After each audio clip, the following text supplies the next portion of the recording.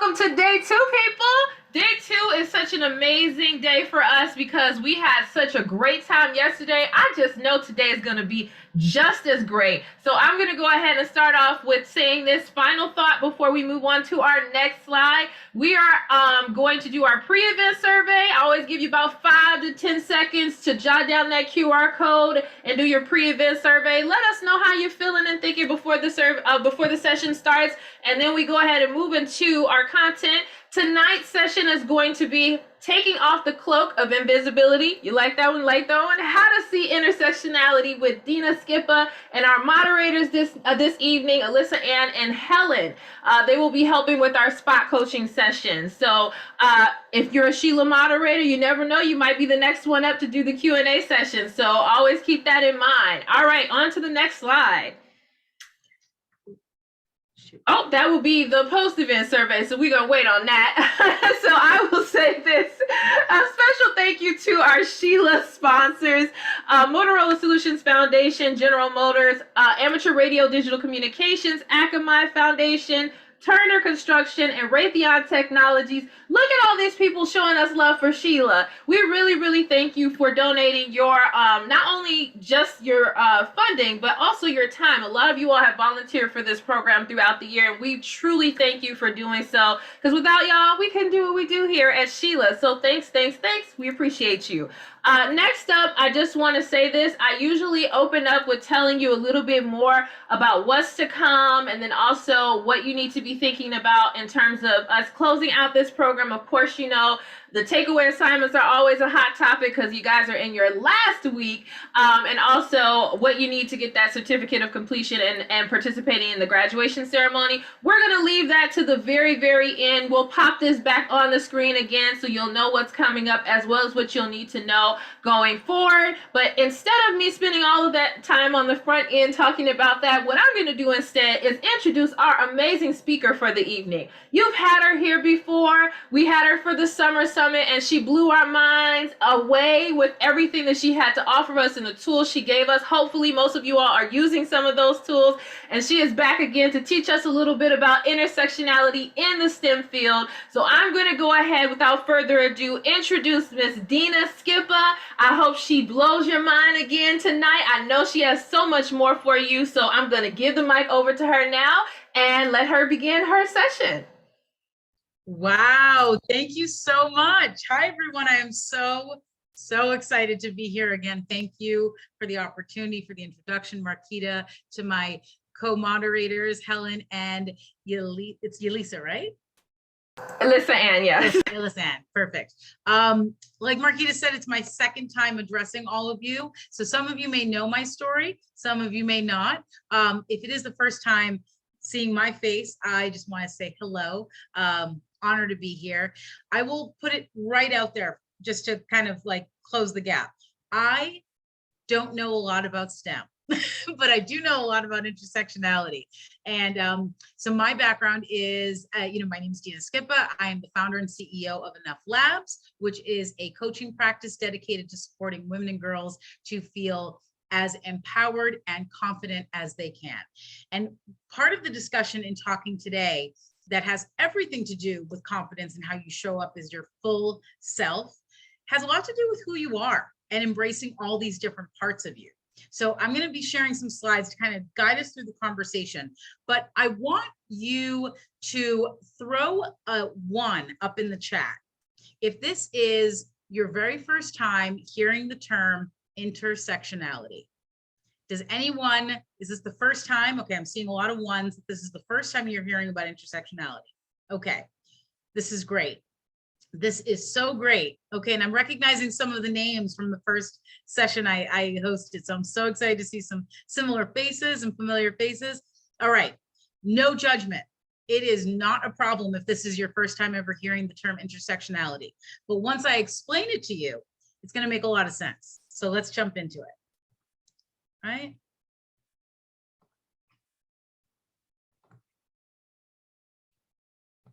Okay.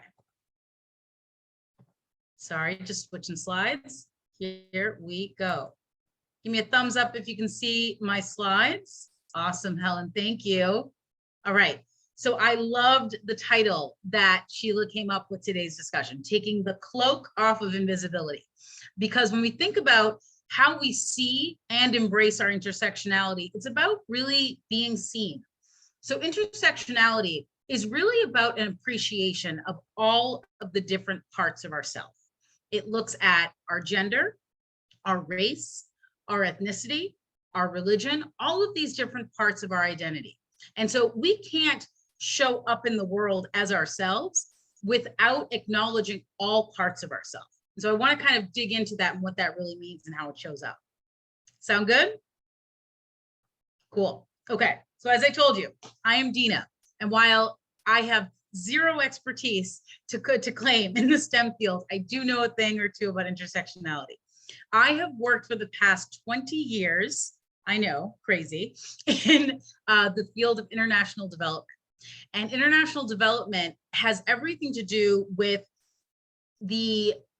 like supporting developing countries in Africa, Asia, Latin America, the Middle East, in Asia, to look at how to support programming in education, water security, natural resource management, conflict, you name it. Any area that can benefit from support from other programs. So I have worked to address gender and social inclusion issues in the context of those programs. So I've consulted on projects for nearly, 20 years in almost every field imaginable within international development. And what that has actually had me see is that a lot of these sectors that I've been working in across the world tend to gravitate to being male dominated. So I do understand that in male dominated fields, women tend to have unique constraints and challenges that they're up against. And when it comes even more pronounced is in those STEM fields. So I've definitely published and spoke extensively on gender barriers and looking at what gets in the way for advancement for women and other marginalized groups. And then in my work in Enough Labs, I work to amplify women's voices and also with girls to take empowered action and build confidence. Plus, it's my absolute passion. So when I see women and when I see girls and when I get to work with them, I'm someone who sees their story. I see what's possible for them.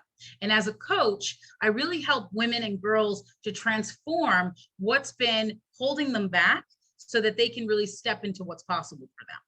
And sometimes the things that get in the way of what we see as possible for us is the story that we've sort of been told or believed about ourselves because of the reality of how we show up in the sectors that we work in.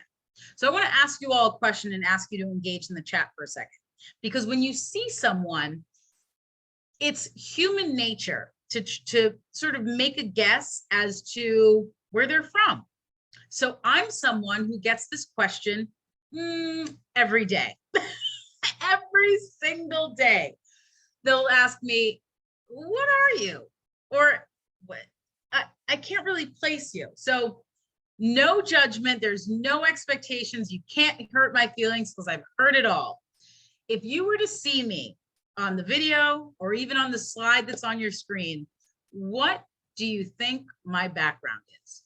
What do you think are some markers of my identity that I identify with? All right, I'm gonna bring up the chat.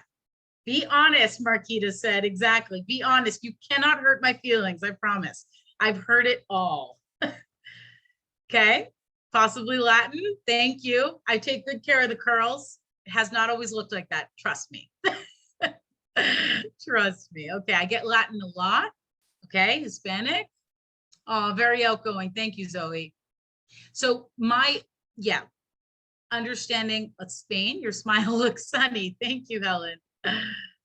I get a lot of different markers, a lot of different guesses. I've gotten Puerto Rican, I've gotten Moroccan, I've gotten Egyptian. Some people try to figure out my name, maybe Hawaiian, okay. Yep, look, because I look racially ambiguous, I think you might have African descent in your bloodline. Am I pronouncing it right? Chidalu? Thank you. Egyptian's a good guess. Multiracial, because you have different features from other places in the world. All right, so we are getting closer to the answer. Chidalu got it the closest. So my mom was born in a country known as Cape Verde, which is in West Africa, west of Senegal and Mauritania. It is a Portuguese, it was a former colony that was colonized by the Portuguese. So there is a blend there between Portuguese and African descent. And then my father is Italian. So I'm Cape Verdean and Italian, which absolutely makes me multiracial, but also racially ambiguous. People don't know where to fit me. But on top of it, I wanted to point out some of the other parts of my identity that might not be completely visible to you all. So you could make an assumption that I'm a woman, right?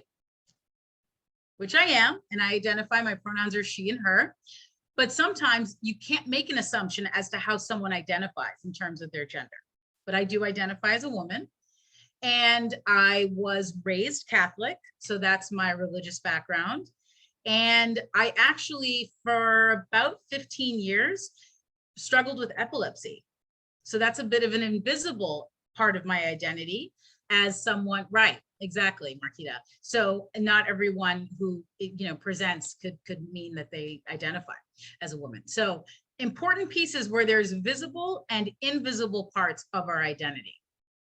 So if you can throw in the chat, how many parts of your identity do you identify with? Gender, race, religion? If you hold certain disabilities, what are some of the things that you identify with in terms of your identity?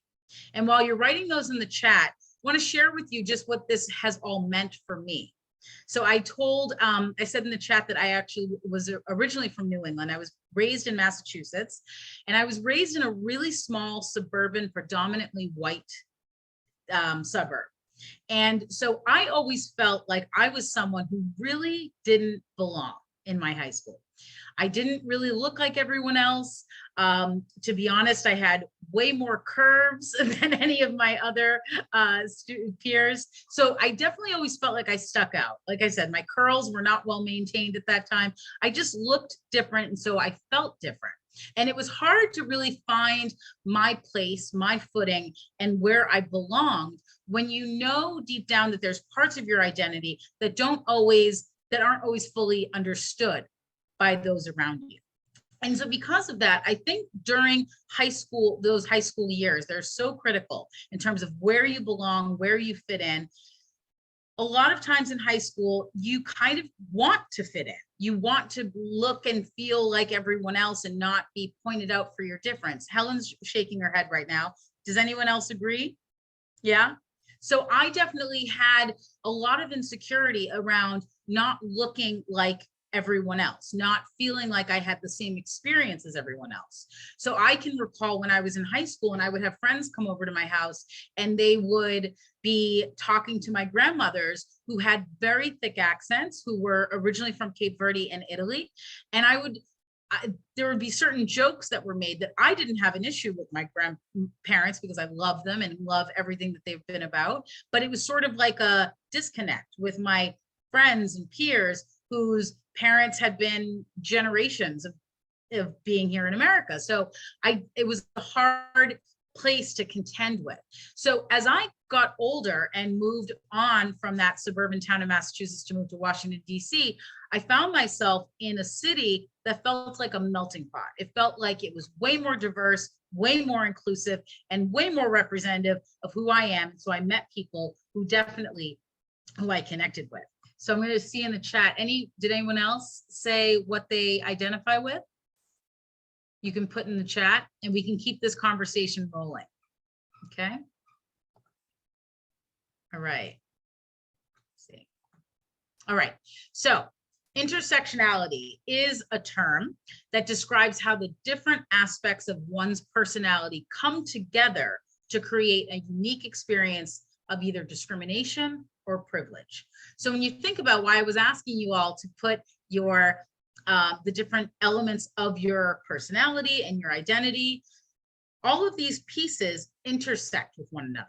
You can't just be looked at as Black or Asian, or, you know, you can't just be seen as a woman or just through your religion, your gender or just your sexual orientation. We make up the combination of all of these factors. And depending on which groups you identify with and who you're a part of is going to determine what your experience is like.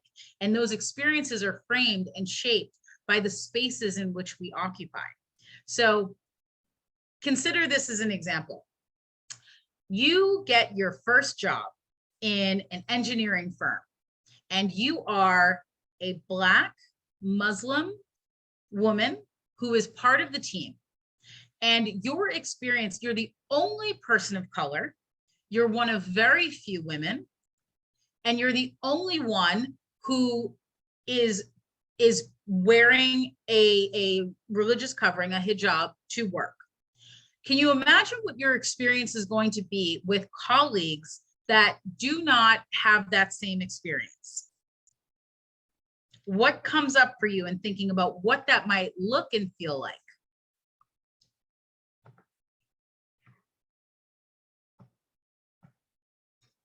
Okay, Helen, you raised your hand. Go ahead. Well, for me, yeah, I agree with what Anushka said in the chat. Like, there would be a lot of questions, and maybe they'll be rude to you even if they're not meaning it. Yeah. And yeah, and you guys could also raise your hand and type it in the chat if Yeah. you wanna. Helen, thanks for jumping into that conversation, because this really is a conversation, right? I'm not here to, I definitely can share some insights, but I'm definitely not in that teacher role. This is a conversation because it impacts every single one of us. So Helen, thank you for kicking that off.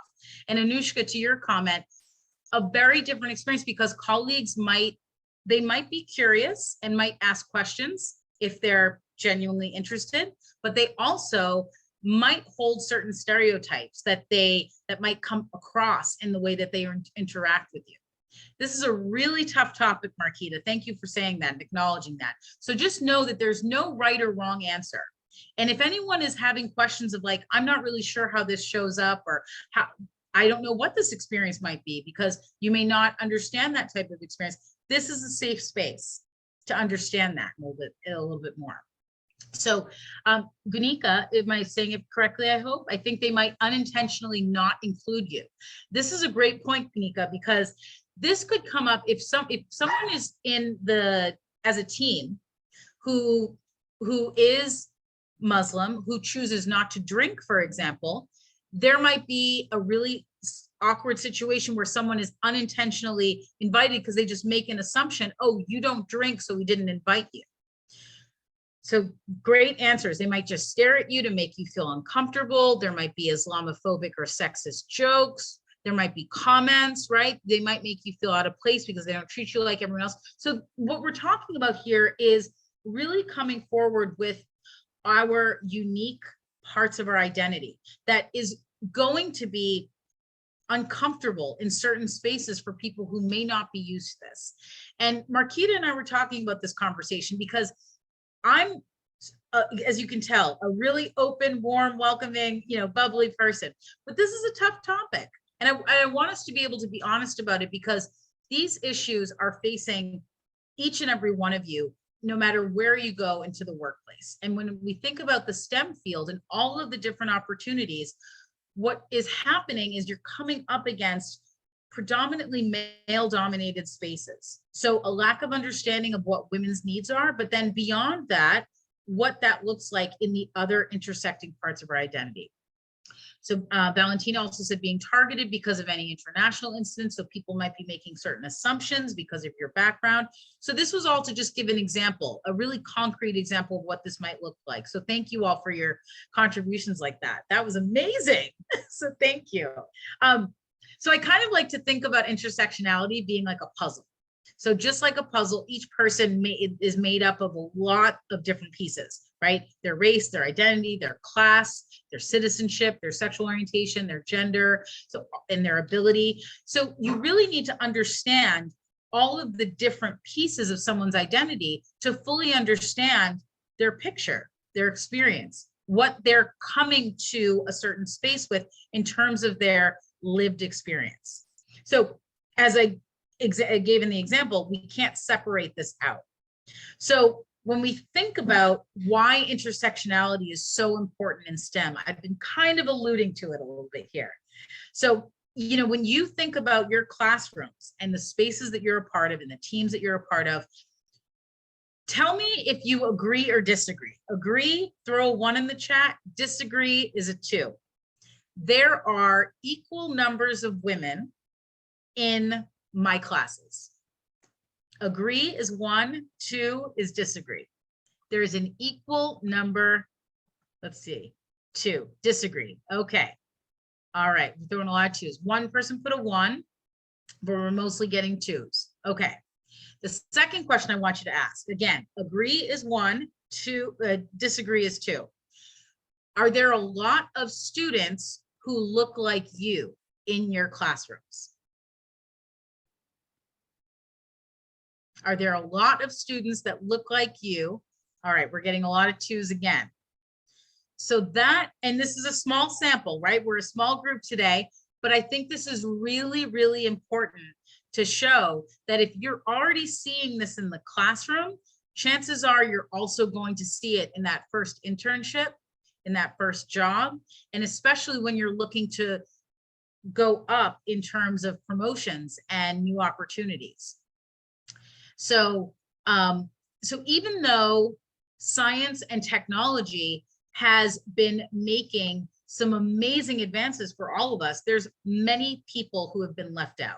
So when we fail to recognize people as a whole, that is all of their identities, as well as the different types of discrimination that leads to who they are and how they navigate the world, we're creating a lot of blind spots. So if we're not aware or even curious about what some of the experiences are that our colleagues or our friends in school might be up against, we run the risk of not being educated ourselves.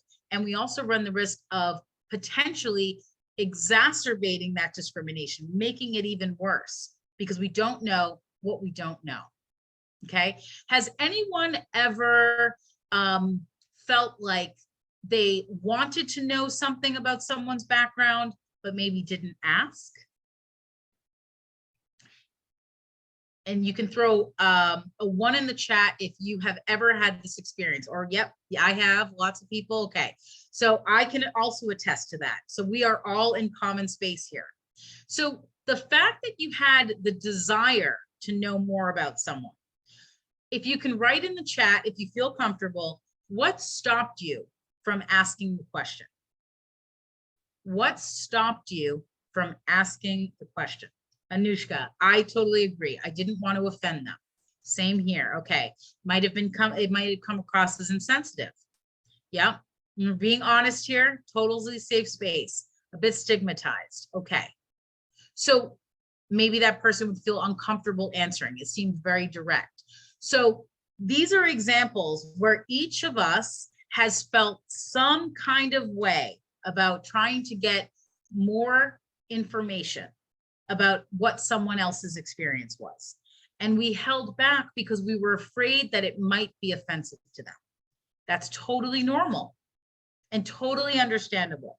But I think what's important in this moment as we think about these answers is that if we don't put ourselves into those spaces to ask those questions, what happens if we run the risk of offending them in a different way? Because we didn't know how something might have affected someone. And I think just because we have different lived experiences doesn't mean that we can't be supportive and an ally to that person, right? I want to imagine now, think of all of us who are here on the call today, right? And we end up all working at the same engineering company. And there's someone that's part of the team that is the only person that identifies with these parts of their identity. They are, well, let's say they're Asian and a woman, and they identify with being they're identified with a different sexual orientation. So with that, they have experienced a certain level of discrimination in the workplace, but we're sort of afraid to ask them the questions or figure out how we can be supportive to them. The difference is If we were to ask them or let them know, or just offer to them, how can we support you? If we were all as part of the same team, even though we don't have the same experience as them, could there be a scenario where we could offer support by that person telling us what they needed? I think a lot of times, Hannah, you're shaking your head, because I think a lot of times we think that we need to have the answer, right? That we need to be the expert on what to say and what to do. But oftentimes when people are going through discrimination in the workplace, or even on their college campus or in high school, sometimes people just want to know that they have support, that they have community around them, that they don't have to go through it alone. Because not only has someone been targeted because of their identity, but they're also feeling really isolated. No one wants to feel that way. So I think as women particularly, we kind of have an obligation, if I can say so myself, to support one another, especially in those times where we might be, the minority, and even furthermore, if there's a lot of people that don't look like us. Okay, so it's super important in the context of this conversation. So is it any surprise that women make up most of the university graduates each year? No surprise, right? But they are drastically underrepresented in STEM fields and in computer science. And when you layer on ethnicity and other parts of the identity, there's an even smaller share of degrees. And particularly when we're looking at the lowest numbers of participation, it's within Black and Hispanic women. So when you look at those missed opportunities, when there's a lower level of representation, that continues up the ladder. You see fewer women in leadership roles, and you see fewer women represented in a lot of these STEM fields. So that, to me, is a real opportunity. And I'm looking at each and every one of you, because whether you can accept it or not, your mission has been placed on you already as a part of this cohort. And does anyone have an idea of what that mission is? Given that there are such few numbers of women in STEM, what is your mission? Any ideas? Anyone want to be bold enough to put it in the chat of an idea? What do you think your mission is? Given that the statistics are so low with women being represented in STEM. Here we go, Hannah. Help other women succeed in STEM, to support other women in being braver, Helen said. Change the statistics, Kanika said. Increase those numbers. Try to support women and everyone. Beautiful. That is the mission, should you choose to accept it. Stop women from being afraid to join a STEM field they're passionate about. Absolutely. These are amazing answers. And you nailed it right on the head, because what you all serve is what Adiola just shared in the chat, is to mentor this new generation of women who want to join the STEM field. You can be a role model simply by being in the STEM field, because what you are doing is creating a pathway for younger women to see all of you as an example. So it may be kind of hard to imagine it right now, but in 10 to 15 years, you are going to be looked at as role models and mentors that the next generation is looking to gain information from you, because you are all part of a generation that's making it more commonplace, more normalized to see even more diversity in the STEM fields. But we definitely have a long way to go. Would you agree? Drop a 1 in the chat if you agree. We still have a long way to go. Yeah. Lots of 1s. All right, so I love it. We're in similar space here. So this is sort of the downside of this conversation, but I think it's really important to keep it real, keep it 100. There's unfortunately a lot of women who do leave the field of STEM, and there's a lot of different reasons as to why they do. So imagine you're in your first job, or maybe your second job or third job, and you've been feeling things like isolation. Maybe you haven't gotten that great effective feedback from your supervisor, or you just haven't even found a mentor. you don't have a lot of support, or maybe there's inappropriate interactions, like you were saying in the chat, some of these inappropriate jokes. Maybe you've realized along the way that you're being paid less than your male colleagues. There's a lack of flexibility in your job structure. Say you're wanting to start a family and you're getting overlooked for certain opportunities because of your decisions, or there's just a lack of role models, or even worse, a loss of self-confidence. So like I said to you all at the beginning of the talk, I am not an expert in STEM, but I am an expert in confidence amongst women and girls. And all of these issues, some of the reasons and real experiences that women face in the STEM field within their workplace can definitely contribute to a loss of confidence. Because imagine years and years of this can really erode at what you think is possible and where you think your career can go. So it's never been more important to build in intersectionality into the DNA of science, okay? And I want to share with you a brief talk from this woman whose name is Chantel Oronro, I think. I can't see the slide, I'm sorry, but she is amazing. This TED Talk, I will send the link after, because we think that science and the STEM field is making advances for everyone. But in fact, there's a lot of ways that STEM is missing the mark. So I want to share just a brief snippet, and then we're going to jump into some on-the-spot coaching. Does that sound okay? Great. So I want you to be thinking about some of these questions, some of the things that we've been talking about today. And I want you to feel free to ask any question that might be coming up that might be on your heart. How do I navigate some of these situations in the workplace? Maybe you've had an experience already that you're trying to get some support around. So for me, as a coach, I can give you some on-the-spot advice as to how to navigate some of these trickier situations, and also ask questions of how it might be coming up for you in this moment. Okay? And I don't mean to change it up, but I'm just looking at the time, and maybe it'd be easier, Marquita, if we just jumped into the coaching, I think. And we can send the link. Yeah, I think that's fine.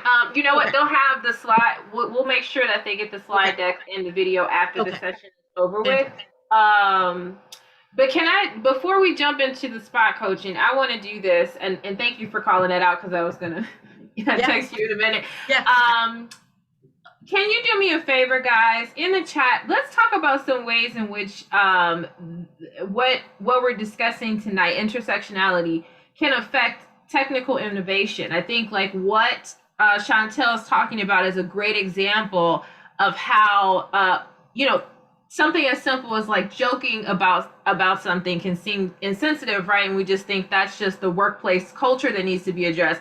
But those jokes actually really affect real life application of what we're learning in STEM, right? So I think of a very good example of like the idea that Black people don't feel pain, right? So that directly impacts whether or not someone who is a scientist but doesn't understand what the identity of being Black, Muslim, or any of these things that culturally impact them could affect how they see or work, right? And what they create. Can you think of some ways in which intersectionality can affect some of the things that we create in STEM? Can you drop that in the chat? Because I really want to explore that a little bit more, because I think sometimes we don't know, or maybe haven't thought about it. I think in one other discussion I had with the board directors in a separate conversation, there was a real issue of like people creating technology that just didn't work on certain people. Things as simple as like a Zoom background, right? Like, I can phase in and phase out. And it's like, why is that happening to me, but it's not happening to people who might have lighter skin, right? It's because the person who's creating it, maybe not even by any intention on their own, but just literally didn't think about the fact that this might, depending on your skin tone, this can affect this working. So can you name some things you can think about in the chat that might be affected? Yeah, Marquita, can I throw up an example that actually Sure. Chantel talks about? This is great. Sure. And I think it's just even in the way that we think about science, the way that we teach science, but also how we fund science. There's another example that in the TED Talk from Chantel, there is an example of using artificial intelligence to use policing of predominantly Black neighborhoods. Now, technological innovations are being utilized to promote a certain agenda, and the way that it's being utilized is not being used for the equal sort of, good of society. It's to target a particular, Group direction. of people, right? Marginalized community, really. Yeah, people get discouraged if they're wrong in the workplace. Ideas can be turned down from unfair bias. Agreed. Because of our race, they think we might not be smart enough or don't fit the job. If we don't address and help others with different backgrounds, struggles in our fields, we can discourage them from participating. Exactly. So it's like you're not creating an environment of inclusiveness. So that means these people don't feel welcome, and that means that all their ideas and their innovations go away with that, right? And so we don't have a really important group of folks contributing to what's happening in our future and really what's happening with our world, right? So I think that's a really great point. I see some more comments too, and I'm not gonna labor long on this, but I really want you all to think through this, because it might sound like such this broad concept, but it can be something down to as simple as like how you work on your robotics team and what that looks like if you don't see anybody else that looks like you, right? That's really important, and what you vision for your future. All of that is impacted. So yeah, I see a couple more. Valentina said being discouraged lowers the amount of people working on a solution, and potentially a problem will be solved later because some voices may not be heard. That's very true. Helen, you said to understand that all humans are really similar, and so we should not exclude people just because of their cultural background. Yes, absolutely. I think like you have to know that whole person has to be included in order for us to really push progress, right? Like how can you imagine a world without the people that belong to it, right? Like that's really incredible that you can think about just little simple things that would be affected by that. So that's such a great point. Yeah, I just wanted to call that out real fast. Yeah, and it's, it's 2022. There isn't a single workplace that isn't talking about the importance of diversity, equity, and inclusion, right? I'm sure you all have been hearing about it in your schools. And, the thing is, diversity isn't a nice to have. It actually does drive innovation.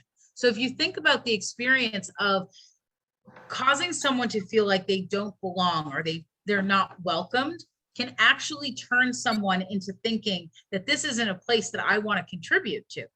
So think about the chances that a company or an organization or a team is missing out on because someone hasn't felt comfortable, but they have something so important to contribute. That there's a huge missed opportunity because certain people hold certain beliefs or stereotypes about that person that feels like, oh, I really don't want to engage with that person, or I've already made up something in my head about them without really getting to know them.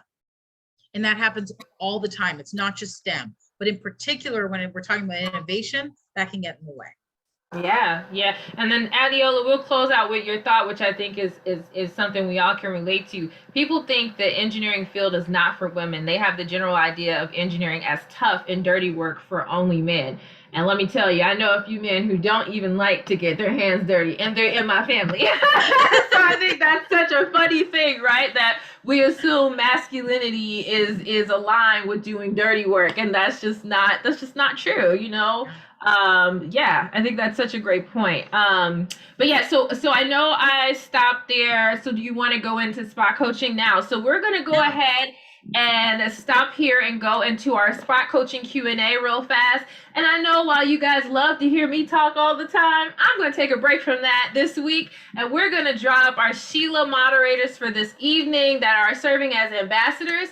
Helen will be leading the Q&A session. So what you'll be doing is asking live questions to Dina that is going to directly impact your pathway forward. So we want to make sure that everything is intentional in your leadership growth. So think about things that we've talked about in this discussion, down from the definition into how intersectionality affects STEM fields, and where we see ourselves going and the actions we need to take. Ask those questions now because you'll need the answers later, right?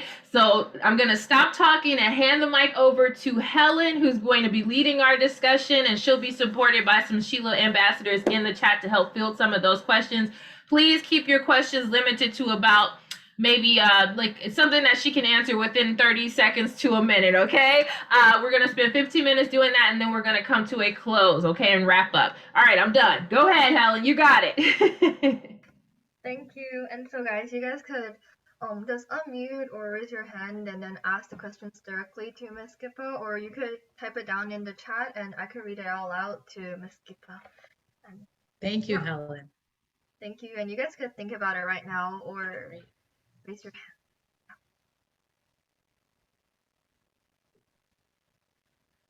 Well, I guess if everybody's thinking right now, I have one question personally. Yeah. If somebody feels they're underrepresented, oh, there's a question here from Darcy. So, if we're discriminated against in work, school, or in environments, how should we handle that, and how can we fix that situation? Okay, so I'll ask that question, and then I also noticed Hannah had her hand up too. Oh, So I'll sorry. answer this question. Yep, and then we can move over to Hannah. If we're discriminated against in work, school, etc., how should we handle that, and how can we fix that situation? Darcy, this is a great question. I wished I had someone telling me this when I was younger. I am going to tell you, and hopefully you're all listening, how important it is to report it. How important it is to stand up for yourself. Because the more we keep our voices silent when we are experiencing discrimination, or let me take it a step further too, when we see other people being discriminated against, it doesn't change anything. So I think it's really important to call it out and make sure that you seek someone who is in a leadership position or can be an ally or a resource, maybe human resources if it's a job, or someone in a leadership role at school, but definitely report it, because it cannot, that type of behavior cannot go unnoticed, and we need to be a part of that zero tolerance around it. Okay, great question. Yeah, I think that's a great question too. And Hannah, do you want to unmute now and ask your question? Yeah, of course. I was just wondering, because I help with my robotics club and we're introducing some new freshman girls into the group. And so I was wondering what you feel is a productive way to ask someone where they're struggling, because I feel like sometimes when I just ask them, where do you feel you're struggling? You get the generic answer. And I wonder what an effective way to do that would be. Hannah, that's a great question. Have you ever thought about opening up to them about some of the struggles that you might be having? Sometimes, not always though, but I think I can try more. I think sometimes this is a great question to think about intersectionality from an age perspective. So Hannah, are you a senior? I'm going to be a senior next year, so I'm junior. Senior, right now. Okay. So I remember when I was in high school that I was super intimidated being around seniors if I was a freshman. And so the age difference might come into play of not feeling comfortable to be able to actually show what you're struggling with. Can we all agree that sometimes even amongst other girls or other women, we might be a little uncomfortable? We might not want to, right? We might not want to show all our cards. So I think when we're able to kind of show people our humanity, show that hey, I've been where you've been. It's okay. I definitely want to support you. I think when you come with an intention of wanting to help people, I think they can feel that, obviously. And so I think if you're able to open up, it allows people to feel a little bit more comfortable, and maybe it places them at ease. Okay. Thank you so much. That was really helpful. Of course. I love the question, Hannah. Thanks so much. Yep. And the next question is from Valentina, and it's actually a question that I really wanted to ask too. It's, what's the most polite way that one can let somebody know that they can't understand their accent when they're talking? Yeah, Valentina, kudos to you. It's a really important question, and I know it's uncomfortable to ask, but is this something that some of us have already encountered? I know I have. Yep. Okay. So I think personally for me, I think it's really important to think about what's happening and occurring for that person, because likely they're experiencing something that they're having to translate in their mother tongue into English, and there can be some discomfort of themselves. I always like to remind myself when I can't understand someone's accent that I think about the fact that they speak more than one language and are communicating something really tough.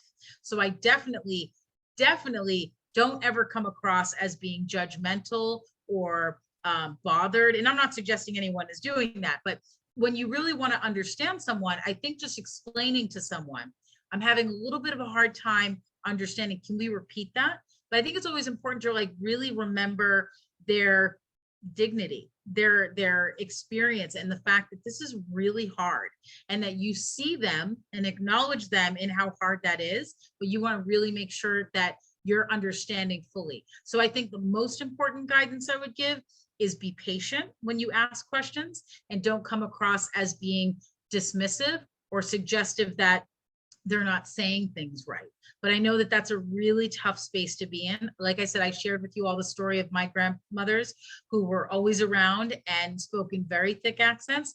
And so it's interesting because the way our ears are tuned in to other people's accents, I could understand my grandparents completely, but when I would have friends over, they couldn't understand them. And I was like, what do you mean? They're speaking English. What are you talking about? So you have to also understand that some people don't have as much exposure talking to people from different parts of the world, and that can also impact. So I think just whatever your experience is, have some patience and some grace.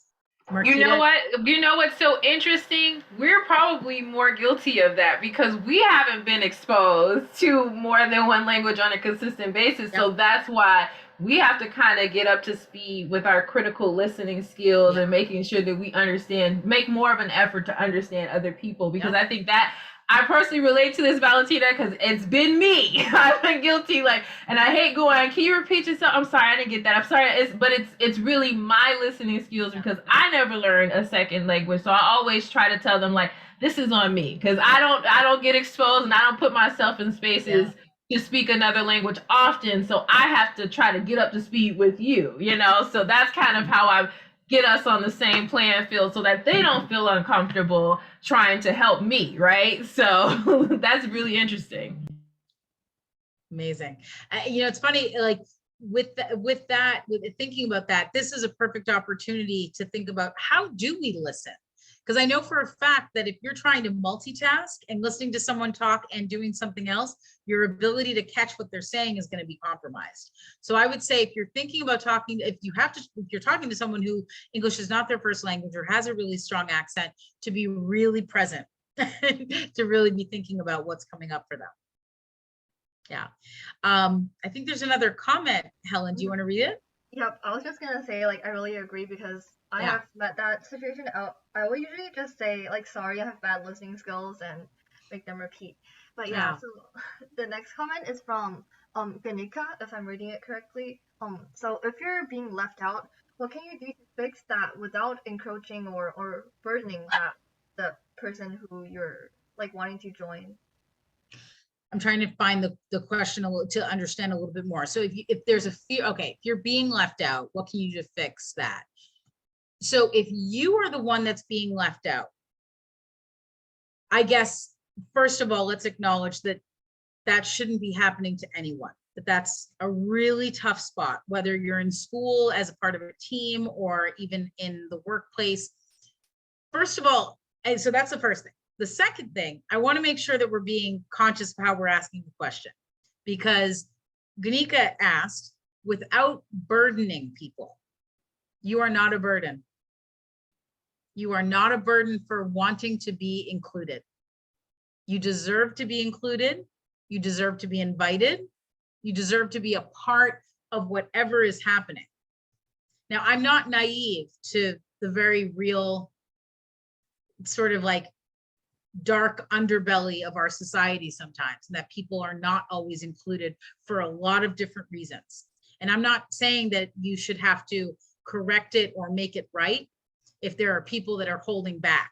But I would say, make your presence be known, because I never want any single woman or girl to ever feel like they're a burden just for mentioning it.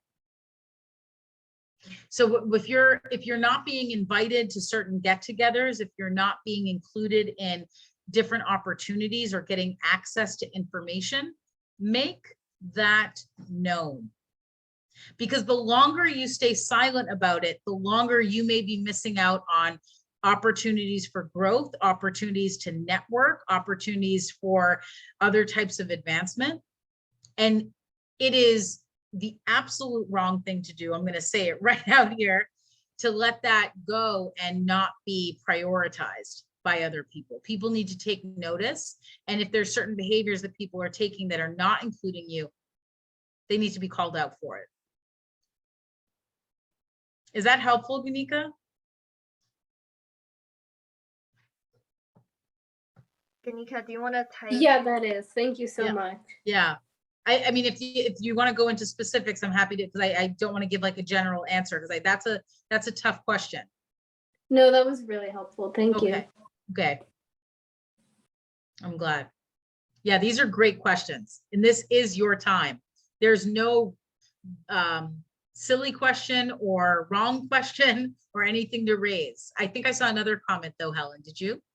Yep, I was just gonna read it. It's from Julie Sod, and it's a really long one. So Yeah. just to kind of summarize, Julie has a friend who's sad, and Julie feels bad, so Julie wants to help. So how could you suggest that she could make her feel better without making her feel different? Yeah. Well, I guess I would ask Julie if her friend, if there's a reason why she may, like if someone is you can sense that someone is sad. Sometimes, like I said, asking, remember how I gave the example earlier in the talk that we were talking about if someone is experiencing discrimination as part of our team, and we don't always have to have the solutions, we just need to offer support. And no matter what's happening with this friend of Julie's, if there's something that she's experiencing sadness around or discomfort, maybe because of her identity, or maybe because of something else entirely, I think it's always important to just let people know that they can lean on you, that there is a space for them to feel supported when they're ready, that you don't need to force them to tell you before they're ready, or you don't need to feel the pressure to offer the solution. I think it's really important to respect that sometimes things that can make people feel really sad or triggered or just really disappointed might have a lot to do with experiences that make up a part of their identity that we can't totally understand because it's not our identity. And I don't know the specifics of this situation, but I think we also need to be very aware that sometimes people's experiences of situations can be really personal. And we want to respect their experience, but also let them know that we can be there for them. Is that helpful, Julie? I'm happy to like go a little bit deeper if you want. Oh yeah, that's good. Thank you. Okay. And just as a quick follow-up question, Yeah. how would you suggest, like, how can we support other individuals when there are only limited resources and we think that there's not much to do? Yeah. So when there's not a lot of resources and you're not sure how to support them, Helen, as you're saying, yeah. So, I mean, I think we can get really creative sometimes. If someone is, like I said, as part of that question, asking what someone needs rather than trying to bring the solution to them would be the first place. So let's give an example, Helen, sorry. Let's give an example. If we are talking about someone who's feeling really sad because they're being passed over for opportunities because of their race, and we want to figure out what resources to support them with, it might be better to get an understanding of what's happening. And then we can also get curious about what resources might be available. Maybe we find out that someone is feeling like they don't have the right access to mentors. Maybe as you're part of the same group, maybe you could help that person find a mentor. Maybe you could talk to a teacher or someone as part of the team, and you can brainstorm ideas together without having the pressure that you need to figure it all out. I think that's the really beautiful thing about coming together as part of any community, that you can come and really kind of find out the answer. All of you have gotten into STEM fields because I think you're all problem solvers, right? But sometimes we don't need to always have the answers and have the solutions armed and ready. We can actually be curious and use it like kind of an experiment. testing out different solutions. I think that was such a beautiful answer. Thank Thanks. you. Yeah, Thank you. yeah. And so maybe one last question. Yeah. And from Adiola, I hope Yep. I'm reading it correctly. So how do you let people in your team know that you're interested and want to work with them, and you can bring something to the table? So how do you let them know? Yeah, Adiola, I love this question. And I feel like I'm repeating myself a little bit, but I think it's super important in this moment is I think always make it known of what you're interested in. I think oftentimes as women, we're sort of waiting for the invitation, the space to kind of let it be known of what we're interested in. And I think if you're a part of a team, you can definitely find ways to let it be known to either your peers or to a teacher or to a group coordinator what you're interested in. Because I think the more that we hold back on what we're truly passionate about, we don't allow ourselves the space to really pursue the things that we love. And we might be feeling like we're holding ourselves back. Adiola, I noticed in the comments you wrote, I get the feeling at my school club that people think I'm not smart or not qualified. And I'm really sorry that you feel that way. Because if you are a part of this group and you're wanting to make a contribution, you have something to offer. And so I would hope that Adiola, you can hear me saying this to you and to everyone, that something that my dad has always said to me, what other people think of you is none of your business. It is not your problem. So what you think and what you're passionate about gets to be acknowledged. Okay? You are not required to hold yourself back or hold back what you can contribute because of the fear of what other people are thinking. If I believed what other people thought was possible for me, I would not be sitting here talking to you all today. I have been running my company for 2 years, and when I got started, everyone said, that makes no sense. There's not a demand for that. How are you going to make money at that? There's no way that's going to work. If you take the advice of everyone else, it's going to stop you from going after the things you want. And let this be a message. You are the expert in your life. You are the expert in the things that you want. Do not wait for permission for other people to say, please go ahead, permission granted. You get to acknowledge that right now. Okay? To Adiola and to everyone listening, so important. What other people think of you is none of your business. Take up space in all spaces. Awesome. Helen, go ahead. Sorry, I was just gonna say that was such a good point. And Thank you. yeah, I think, and maybe it will be time to wrap this meeting up for now. And Yep. I got so much out of the meeting. I hope everybody did too, and I'm sure everybody did. And yeah, and I saw Ganika did the clapping Yes. Yeah, so again, thank you so much, Miss Dina Skipper, and Sure. thank you to co-moderator, and thank you Miss Marquita Riley and all the committee volunteers, and thank you everybody for attending tonight's session. And I'm sure you guys enjoyed it. And thank you Hold to on, don't go anywhere. Stay Yeah. put. She's just doing her thank yous. Don't go anywhere. We're just wrapping the spot coaching. Yeah. Well, I just wanted to say thank you also to Helen for doing such an incredible job in moderating the on-the-spot coaching. That was incredible. Thank you so much. Marquita, is this the slide we want to show?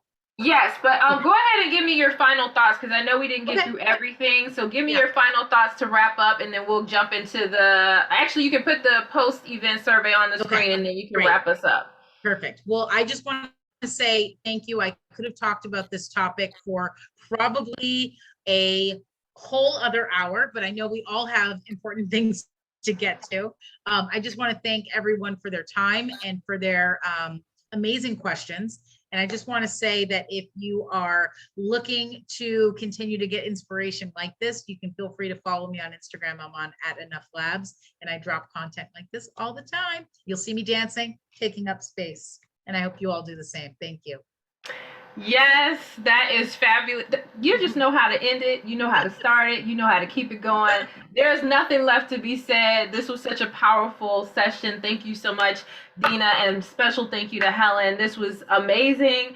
And I don't want any of you all to take this lightly. This conversation is so important and we need to continue having it. Again, it affects everything that we do and everything that we are. So continue this conversation on and use some of the skills and some of the tools that were brought out in the spot coaching to your advantage. You are in control of you. You are the person that can set your path. Nobody can tell you what you can or cannot be, what you can do and what you can't do. You are always in control of that. And don't worry about anybody else. That is so important. So as you see on the screen, I want you guys to make sure that you tell us what you thought about this session in our post-event survey. Go ahead and grab that QR code. It will be also made available in your reminder email that will happen after the session is over with. So take some time to view that. I see we're already dropping some information in the chat as we go along. Make sure that you follow her Instagram account. Make sure that you're sharing this knowledge on your Discord account. That's uber important for you all to talk peer-to-peer about these discussions because I think that's how we advance forward, right? Sharing our ideas, sharing our thoughts, and sharing our innovations. That's super important. So make sure that you're keeping that energy offline as well. So I'm going to go ahead and move to the next slide in 5, 4, 3, 2, and 1. So next up is our SHLA news. Well, let me go back. The thank you is first. So thank you to our SHLA sponsors, Motorola Solution Foundations, General Motors, Amateur Radio Digital Communications, Turner Construction, Akamai Foundation, and Raytheon Technologies. Each of you have both sponsored overall and individually to our program, offering volunteers as well as funding. And without you guys, we would not be able to do what we do and bring you our wonderful speaker this evening, Dina, along with our SHLA ambassador. So thank you guys so much for all that you do for our program. And now we're going to move on to SHLA news and tell you what's up next. So up next for tomorrow, we have the fireside chat with Rashay Anderson at Turner Construction on April 13th at 6:30 p.m. CT. Trust me, she's going to be a great follow-up to Dina's session. We're going to take a little stroll through a day in the life of who she is and what she does and how she makes her impact in the STEM community. So definitely want to come back tomorrow to see that session. Again, you'll get all that information if you have not already in your reminder email. So don't miss the session. On deck, we have Raytheon Technologies, which is the speed networking event on April 14th at 6:30 p.m. CT. Again, we will only be able to register up until the 13th. So please make sure that you guys are registering for that event before you show up. I know it says on the screen today is the last day. It technically is tomorrow, but you know how we all do with procrastination. If I tell you tomorrow it's going to be April 14th and you still haven't registered. So please make sure you register. Seats are limited. You don't want to miss this opportunity to connect with engineers live. Again, if you have any questions about where to find content and how to get access to the Google Classroom, go ahead and email me at SWENext@SWE.org and you'll make sure to include whatever you need from me. I'll make sure to get that to you. Sorry, I wanted to reverse that language. All materials will be there. Of course, you'll have an opportunity to connect with your community, so don't miss out on that. If you want to do something similar to what Helen did this evening, sign up to be a SHLA ambassador. You don't want to miss your opportunity to moderate, to share all that you're learning in the SHLA program, but also there are some other opportunities available on how to see SHLA move forward. You know, there are new things that we're doing every day, and we would love to have you all help with that, and we are always looking for new projects and new ideas, so we love to glean from you all as well. So please join us on that journey as well. Again, we're moving from this framework of the SHLA Ambassador Program to SWENext Influencer. So you want to get in when you can, because if you sign up to be a SHLA Ambassador, now you'll kind of automatically be included in that group for the SWENext Influencer role for next year. So make sure that you do that. And then, of course, you get to test out some of the skills you're learning in the program, which is super important. Again, stay connected with us by following us on our social media accounts at SWENext. Tag us. Tell us what you think on there as well. Share some of the good news that's happening within your community. Maybe you've gotten scholarships. Maybe you've gotten opportunities locally. What is your SWENext club doing? How have you applied some of your leadership skills locally? Share that on social media. We want to hear from you. So tag us on there as well. And again, thank you all so much for coming out this evening. I look forward to seeing all of you on tomorrow, and have a good night. Thank you Bye. guys.